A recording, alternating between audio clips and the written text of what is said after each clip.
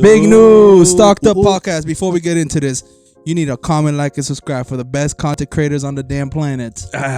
Yeah. 2023. We in this. Oh, 2023. Shout out all the subscribers. Oh, we over 300. Yo, we're over 300 now. That's 300 nice. Now, nice. yes, sir. Put some slow respect climb, on my name. Slow climb. All organic. Facts. Snacks Cam is back, just so you guys know. Happy to see you guys. And we're going to start it off with the WWE. And Jaron, this one's for you because you are our WWE specialist. Okay. Yeah, you are our WWE specialist. Our wrestling specialist. And I know you heard about the Vince McMahon shit. And before you go, Stephanie, once she heard that news, she resigned. What's going on there, Jaron? Let me know. Why do you talk Yeah, like that, bro. Nigga, you sound like I like the lead in. he sounds like the spokesperson for like a news show. Yo, It's like we're doing a news segment. Yo, you know the good mythical morning, the people who eat snacks? There's a girl in the back that talks just like that. Anyways, that's besides the point. Juan talks like a fucking commentator for an AARP commercial or some shit, bro. Insurance. Like he's selling fucking, telling motherfuckers to go there. Snake oil man. Yeah. Snake oil salesman. Shit like that. Whatever. Fuck it. We're back. To Juan's question. So Stephanie actually, before she came back as co-CEO, she had stepped aside. She hadn't like fully resigned, but she said she was taking a leave of absence kinda. And she only came back, I guess, when all the shit started happening with Vince. And it was kind of a stock move to kind of have a McMahon at the head of WWE, Okay. just so the stocks wouldn't Wait, what was plummet. her role? What was her role in WWE? She was co-CEO and chairwoman most recently, and she's under Vince McMahon, outside of Vince McMahon, I should say. She's another majority shareholder, but she don't hold nearly as many shares As Vince does. Right. So wait, her leaving fucks up her part of the shares or not? no, She still has ownership of those shares. I think she still owns the shares, but she's just off of the board of directors, which I think is a major move in the sense that it looks like Vince is kind of putting all his people on the business side of things. He's putting them in positions of power so he can. I just thought about that too, because I was listening to a couple news commentators on this. WWE is public as far as a business entity, so you can buy stock because it's public. With the whole situation going on with the kind of the business being sold, they're looking to go from being a public company to being private, which means that those shares might actually be kind of in limbo now, because if they sell, that's also another thing. If they sell, that means that you got to get kind of all the people on the board or previous, shareholders kind of to agree to, hey, I'm giving these shares away. You know what I mean? And that makes you think, well, who would they sell to? Would you want to sell to a group like the Saudi Investment Group that would want to take the company back private? And if it's private, I don't want to, like assume anything or cast any aspersions on anyone, but that group of people taking the company private, who kind of knows what they might do with some of the talent, who kind of knows what they might do. So if you're WWE and you're selling it, you might be kind of iffy on that part. Right. Me personally, I do hope it's a cable network, kind of. You have any in mind? I'm hoping for NBC Universal because they've always been on like USA. Right. That's been a long-standing partnership, and now they got the Peacock deal. So this NBC partnership has been forever with WWE. So I would think it would make sense to just go full hog into it and just buy the whole thing and own it all. Are they front runners? Like, what are the rumors right now? Front runners. Like, I hear Saudi Arabia. I hear Endeavor. I hear Endeavor. Endeavor, yeah. Y'all forgetting about one. What? Big Bag Tony. Oh yeah. Big Bank take Shad Little Bank. Khan's Little name's being thrown about now. Really? What? Yeah, because If AEW buys out WWE, I want you to understand that all them AEW stands I'm will gonna literally talk so much you shit. because Literally. you got to understand if if allegedly the Saudi investment group wants to buy it for $6 billion, and Shad Khan's net worth is about, I think, 6 to 8 billion. I think maybe more. I could be wrong. He's already in the wrestling business. I'm not sure what his finances look like, but if he's in any way profiting, and then he can get someone other than his son to say, hey, this might be a good investment, it's not the craziest thing. Yeah. I personally think, I had this thought, I think Shad Khan's gonna buy it, but I think he's gonna be a minority. I think he's gonna partner with another. I think he's gonna partner with the network. He's probably gonna partner with TNT. And Shit. I think they partner together and buy it. That is Hold on. Let's hit the snacks cam real quick. insane. Let's hit the snacks cam real quick. I'm sorry, It's a guys. stretch, but I think that would be WrestleMania Rampage. Yeah, What? right. MJF What? versus, MJF on WWE. What? versus Randy Orton. MJF goes to shit. WWE regardless. Right. 'cause, Yeah. Like I said, let's hit the snacks game real quick. 'Cause I got a couple things to say. I hope the Saudi does not buy it because they're gonna eliminate the women's division completely. bro. Allegedly. Yeah, allegedly, probably. right. Again, yes, true, They allegedly. be fully clothed. Well, too. you got to also think though. Hold on. You got to factor in the percentage of wrestling fans that are incels and don't really like women in the first. No, place. And don't give a fuck about the women's wrestling. Yeah, in they don't general. really give a Yeah, fuck. That's true. But there's that other part, the other part of the incel culture that like want to see half naked women too. Yeah, True. So, so and the other thing is, I heard that Tony Khan was actually interested in possibly doing a merger with WWE. He's been talking about that since he came in. Tony Khan doing a merger with WWE. He's been talking about that since AEW's been a thing. Mm-hmm. And I think that's another reason why Shad Khan partnering with a cable network to buy WWE isn't the craziest thing. You Ted think? Turner did it Hey. with WCW.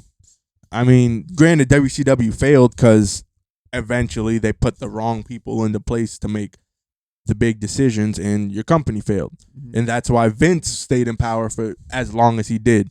mm. He saw that shit happen to literally every other wrestling promotion. To be honest, this shit sounds like a mess. Yeah, it's a $1 billion mess. let me put something out there, and I want to get Charles' opinion on it. Hearing some of the feedback, because I'm a casual. I don't watch a lot of wrestling. Everything I've watched was from Attitude Era, so I just got a lot of nostalgia in the stuff I bring up. But looking at the current situation with what's up? Oh shit, yeah, Niners going. But looking at the current situation, everybody's been saying the Saudi group taking over would be terrible for the product. A lot of people that watch WWE now are like, if the Saudis took over, it'd deteriorate all of the kind of progress they've made, just kind of pushing the brand forward and things like that, even after Vince left. Where somebody like Tony Khan, obviously, if you watch our channel, you've seen videos of us talking about AEW and giving our opinions on Tony. He's the biggest fan of Tony Khan. This guy right here. So with Tony being the type of It's a joke. with Tony being the type of guy he is, wouldn't you feel like, damn, I may not agree with Tony on certain aspects, whereas he's given the wrestlers a little bit more insight and opinion on things to kind of choose what they want to do. Having him there as the helm, wouldn't you see that as like a better option for the product because he's more inclined to give a shit about the wrestlers? At one point in time, Maybe. that was good.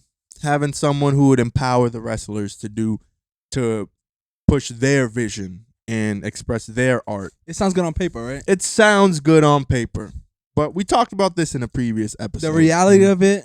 You need someone who tells people what they're gonna do and what they're not gonna do. Gotcha. Plain and simple. And the reason why AEW, to some people, they can't necessarily get too much behind it is because when you allow them to express their art, them being the talent, the wrestlers, when you allow them to express their art when they're left up to their own devices, it comes across sometimes it's chaotic looking, unprofessional. Comes across as, kind of low budget a little bit, AEW looks good.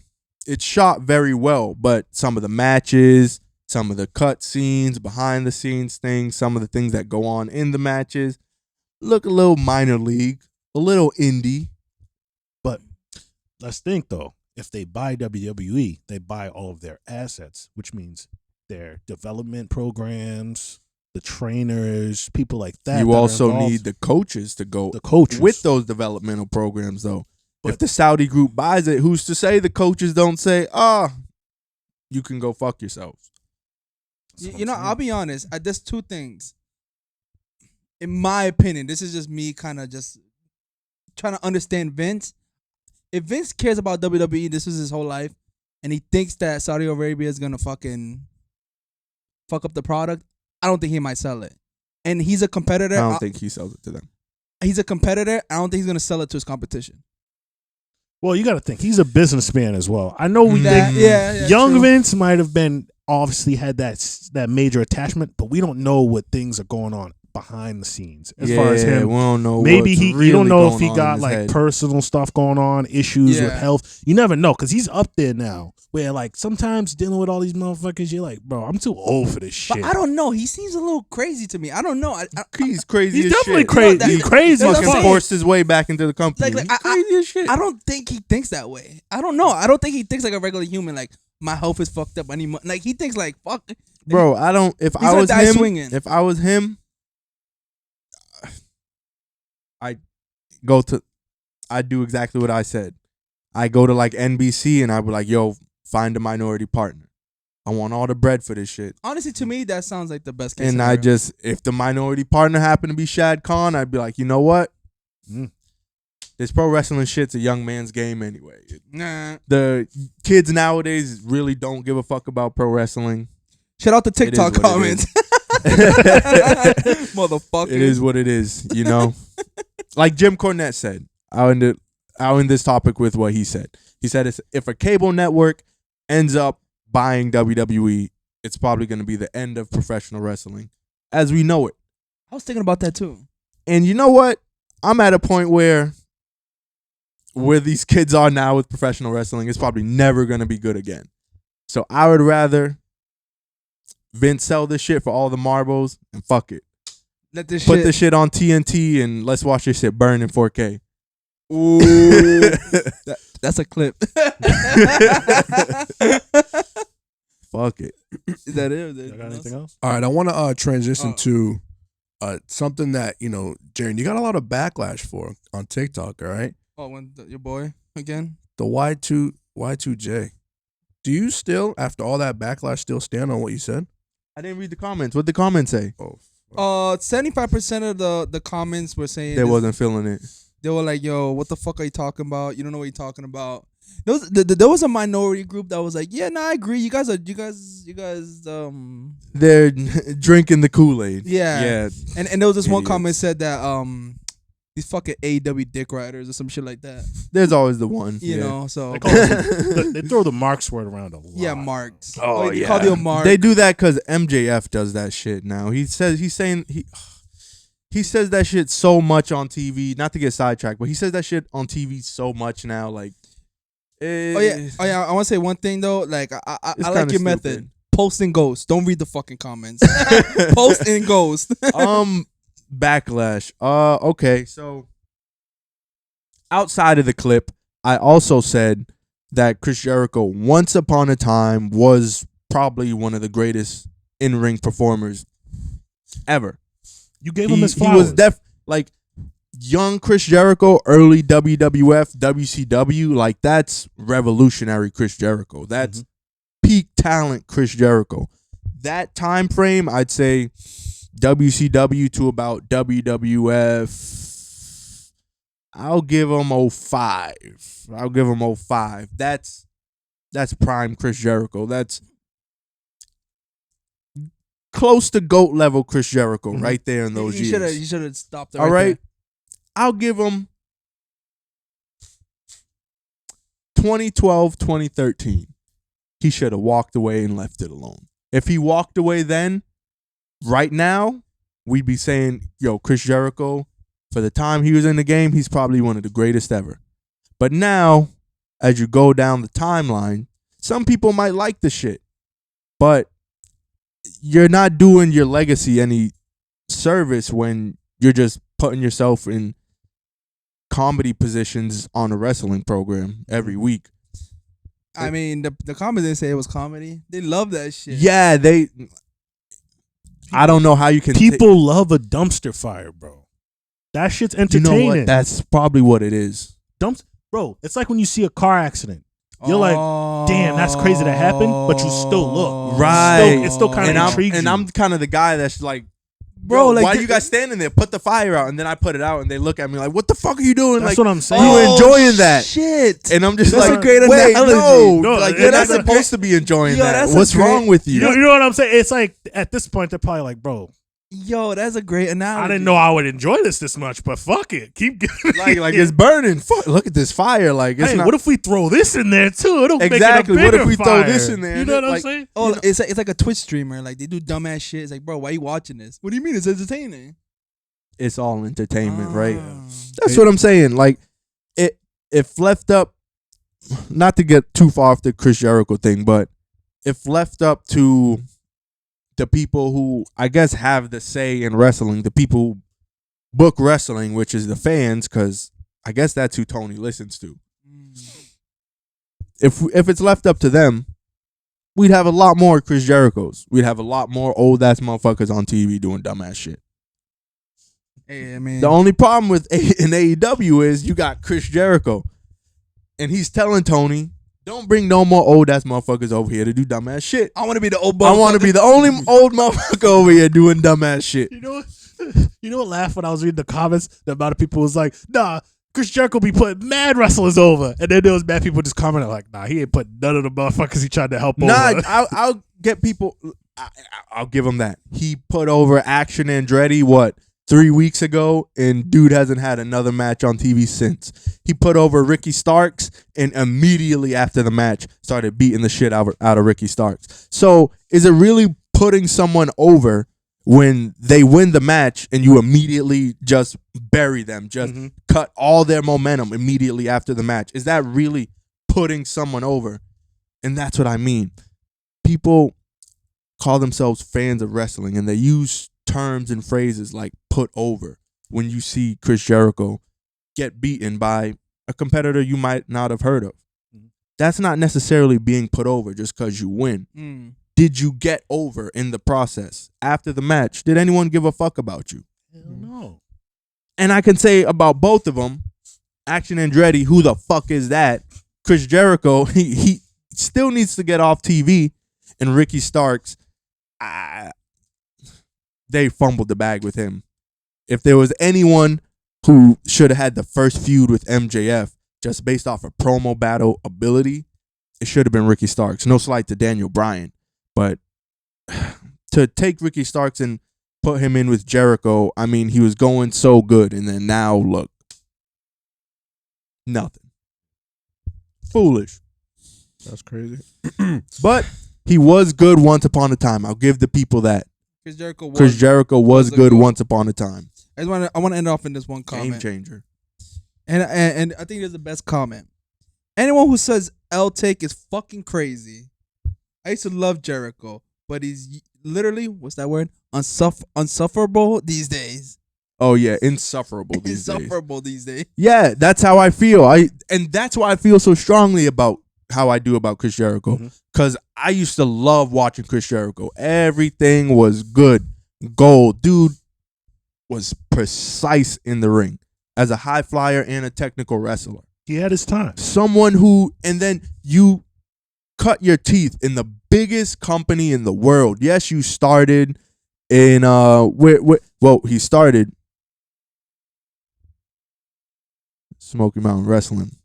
Jim Cornette actually discovered Chris Jericho. Really? Don't let nobody tell you different. Wow. It's out there. That's where he got his break in America. Really? Wow. So I didn't know that. he started off there. Thank you, Cornette, for giving us Chris Jericho, for bringing him over here, putting him in the light. And then he got to WCW. Got to ECW, WCW, WWF, where he started making the big bucks. Got on a major stage.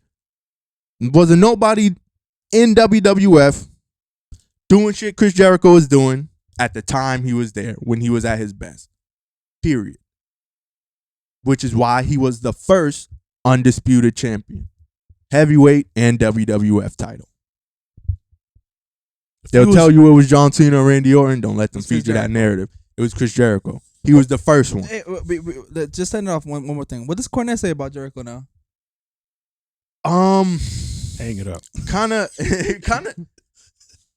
Yeah. Does he have a soft spot for him? That's what it is. He does because of what I said. They have like a long relationship that goes way back. To Jericho essentially like being a kid coming into the business. But other than that, like he's not a big fan of what Chris Jericho does on TV, which I don't see how anyone could be. But not a fan of Chris Jericho. Yeah, that's interesting. But yeah, comment, like, subscribe, please. I didn't have to say please. You should just do it. Yeah, just do it. Like, comment, subscribe, share.